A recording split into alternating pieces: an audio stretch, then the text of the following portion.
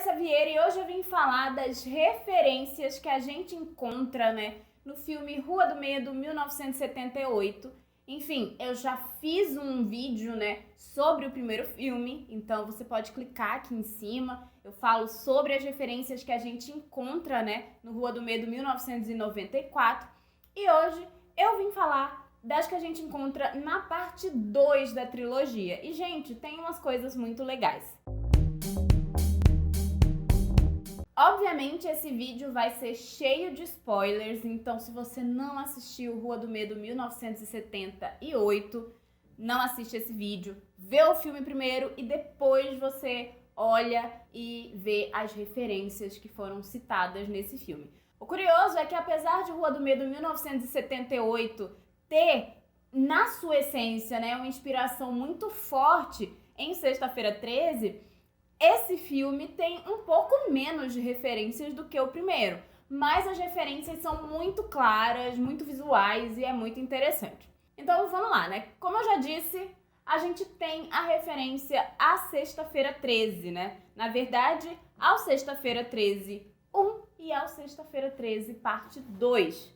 A gente tem ali, os jovens, no acampamento Nightwing e em Sexta-feira 13, a gente tem o acampamento Crystal Lake. Só que, além do acampamento e das relações entre as pessoas, a gente tem também o Assassino de Rua do Medo 1978. Ele é uma referência direta ao Jason, especificamente no filme Sexta-feira 13, parte 2. Quando o Jason, ele não usa, a máscara de hóquei ainda. Ele usa um saco, cobrindo a sua cabeça. E é o que acontece com o Tommy do Rua do Medo, 1978, Tem um momento onde se coloca um saco nele e, enfim, ele fica muito parecido com o Jason. Além disso, alguns dos personagens no Rua do Medo 1978, eles lembram alguns personagens do Sexta-feira 13, como, por exemplo,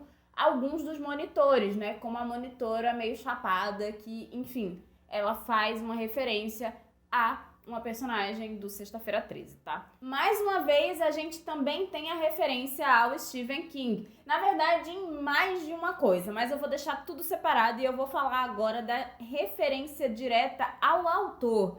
Ele é citado mais de uma vez, no filme. A Zig e o Nick, eles conversam sobre o autor e, enfim, em um momento o Nick chega a falar do livro A Hora do Vampiro, que em 1978 é um dos poucos livros do King que já haviam sido lançados, Mas saindo da referência ao escritor especificamente, a gente tem uma referência visual ao filme O Iluminado. Em um momento, o assassino desse filme, o grande vilão desse filme, ele começa a quebrar a porta do banheiro com um machado, como acontece com o protagonista de O Iluminado, Além disso, existe uma alusão ao livro, quando o Nick fala do próximo lançamento do Stephen King e ele diz que ouviu que ele vai ser muito bom. E, enfim, esse livro é O Iluminado. Continuando com as obras do King, a gente tem referência, assim, muito óbvia ao Carrie, a Estranha. Em um momento, a Zig, ela tenta pregar uma peça na Sheila, que é uma menina que fica o tempo todo ali, enchendo a paciência da garota. Ela é extremamente problemática e fica fazendo bullying com a Zig. E tem um momento que ela coloca umas coisas, na parede do quarto do dormitório da Zig, falando coisas da Zig. Logo de cara, o que ela coloca na parede lembra um pouco o que é colocado no túmulo da Carrie.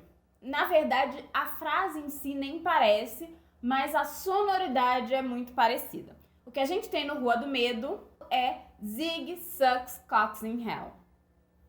Sim. Eu nem vou traduzir isso aqui porque o YouTube ele pode me penalizar por não estar sendo family friendly.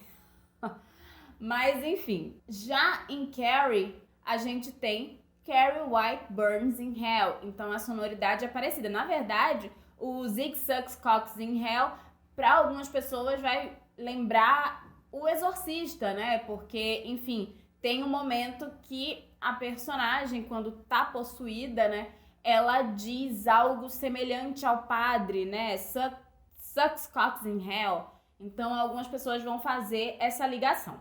Mas continuando com a coisa do Carrie, além disso, o que a gente tem é a Zig pensando, né, em fazer uma piada lá, em pregar uma peça na Sheila com tinta vermelha.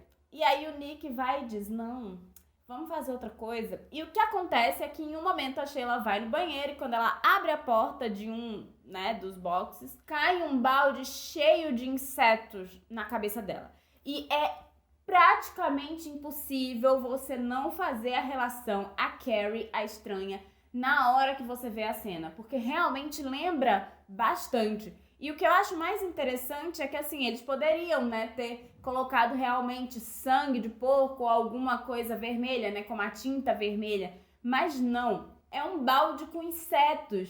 Só que a gente consegue captar a referência na hora. Então é muito legal que nem todas as referências, elas são tão, assim, idênticas, né? É exatamente isso, é uma referência, não é uma cópia. Então é muito legal o que a Lydia Eniac faz.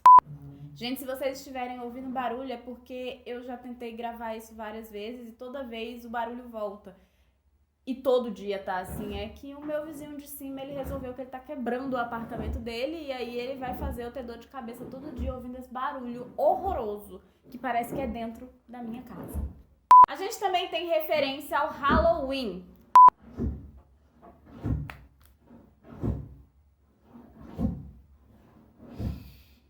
Tem que respirar muito fundo, sabe? Paciência. A gente também tem referência ao Halloween, né? Se no primeiro filme a gente tem ali umas cenas do monstro, né, do assassino olhando à distância para os personagens, parecendo muito com o que o Michael Myers faz no Halloween, nesse filme a gente tem, de fato, uma referência ao Michael Myers, assim, gritante, que é um dos assassinos da Sarah Fier, que era uma criança, né? Um garotinho, um assassino de Shadeside. E ele vai ali, né, atrás das duas irmãs e a gente vê que o rosto dele, né, o rosto do Billy Barker, é esse o nome do garotinho? Esse rosto dele lembra muito o Michael Myers mascarado, tá? Então, assim, pra complementar, ele ainda veste um macacão que é assim, muito, mas muito parecido com a roupa que o Michael Myers usa no Halloween, tá? Outra referência gritante para quem conhece é o David Bowie. Já começa no nome da protagonista, Ziggy. E o nome dela é uma homenagem direta ao Ziggy Stardust, que não é apenas uma música, mas um álbum, né, do David Bowie.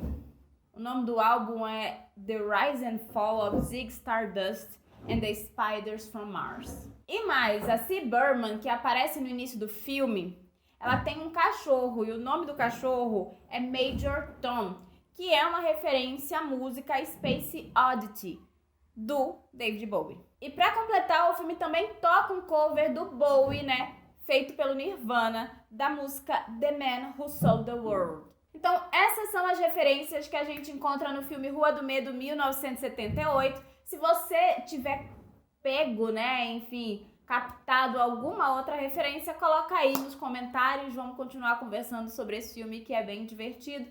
Não esquece de se inscrever aqui no canal e de olhar o meu Apoia-se, que, enfim, ajuda muito a manter esse canal. Então, é isso. Tchau!